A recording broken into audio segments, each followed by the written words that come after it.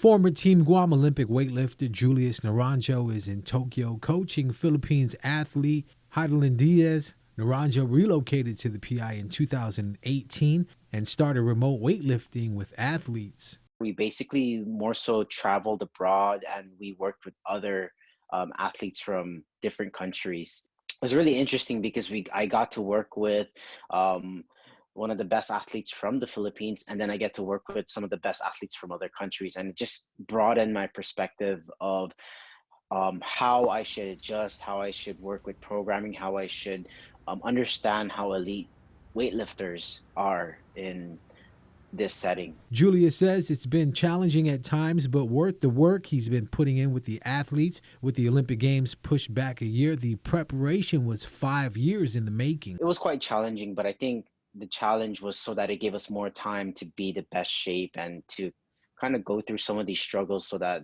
when we compete in the Olympics, it will be more meaningful because of the challenges and everything we have to overcome to get here. Hidelyn Diaz is an Olympic veteran who has competed in the Beijing Games in 2008, London Games in 2012, and was a silver medalist in the Rio Games in 2016. Diaz was also the first female Olympian from the Philippines to medal in the Olympic Games. Just being here in itself is so amazing.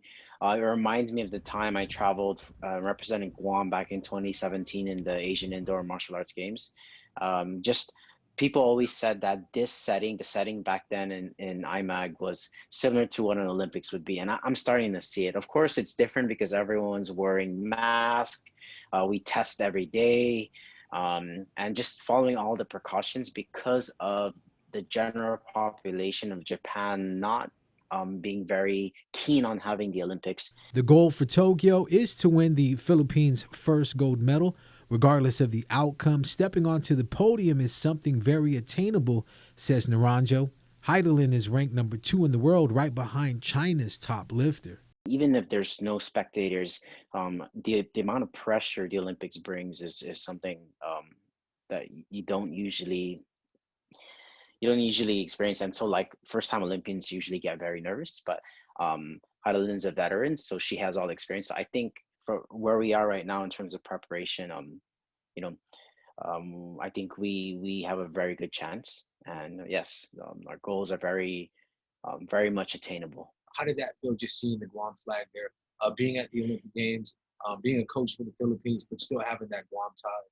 It was always a dream of mine to qualify for the Olympics for Guam, but things happen, and here I am now. So it's this journey was really tough, and just to be able to step on in Tokyo and to see my flag there, I had to stop and to take that moment to really soak it in, because yes, I'm coaching for the Philippines, but I am Guamanian. I'm from Guam, born and raised.